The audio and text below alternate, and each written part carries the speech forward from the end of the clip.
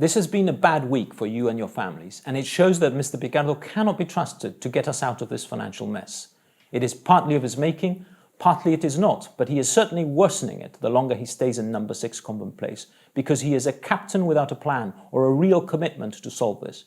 His financial instincts, largesse, reckless spending and vanity projects are the reverse of what is needed today. An addiction to debt to fuel the decade-long spending spree which has removed any financial leeway we should have had. Worse still, he and his government have no discipline to carry through a period of prudent financial spending which will recalibrate our public finances and get us out of this mess.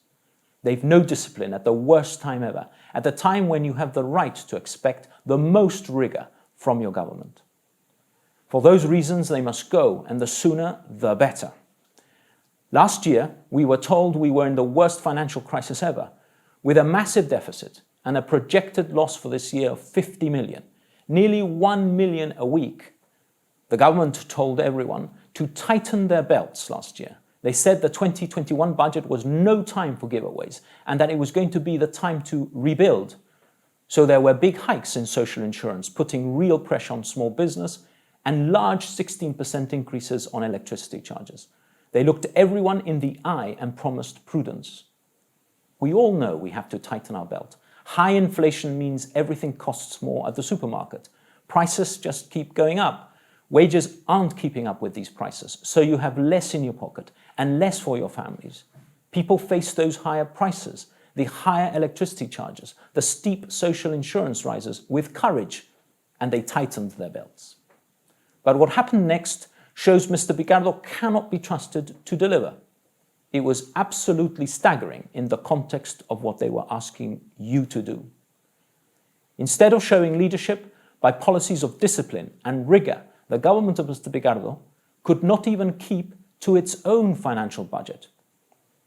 Last year, they promised to spend 768 million. Instead, they spent 859 million, 91 million above what they had expected to spend. Some of that was loss of revenue, but government departments alone exceeded their budgets by 35 million in net terms, 35 million more than they had promised to spend.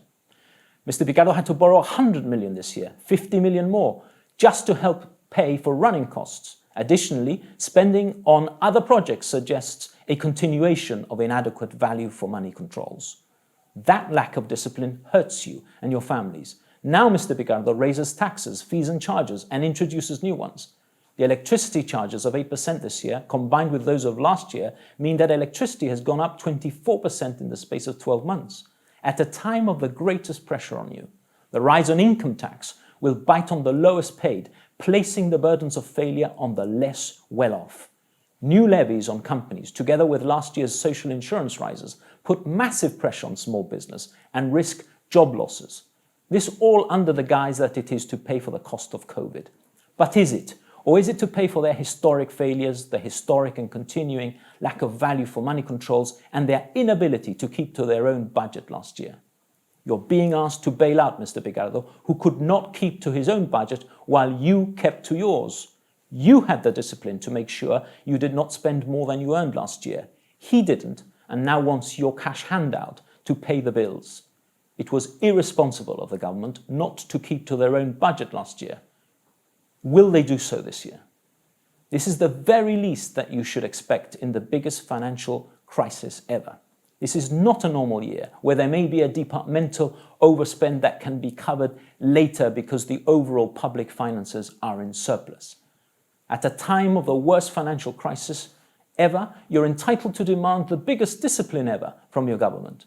And of course, they've little overall leeway because Gibraltar's neck high in debt.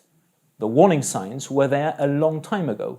On the morning of his re-election in 2019, Mr. Picardo told everyone it was the end of the culture of entitlement, recognizing even then the cliff edge of financial expectations he had created while he ratcheted up debt to £1.3 billion.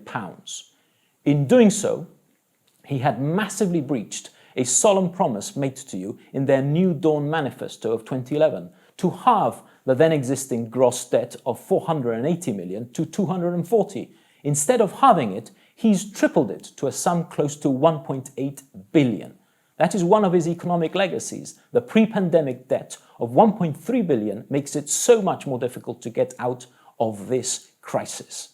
Hundreds of millions borrowed were parked in government companies, and we still don't know how much of that money is left and whether it has even been spent. This is your money, not theirs. And the result of all that debt and indiscipline is that you're picking up the tab for his mistakes. Mr. Picardo cannot cover up his tracks with a clever use of language. No amount of spin can obscure it, because you're going to feel it in your pocket. We're in a crisis, and he's made it worse, not better, in the last 12 months and over the last 11 years. The longer his administration stay in government, the worse it will be for all of us. Debt will keep going up. If they can't be disciplined now, how can we be sure they will be in future? Mr. Picardo's 11 years show he cannot be trusted to deliver. We need a new way. We promise policies of financial discipline combined with the elimination of waste or abuse, effective monitoring of spending on public sector contracts, policies that enhance value for money for you and tell you how monies are used, spent or borrowed.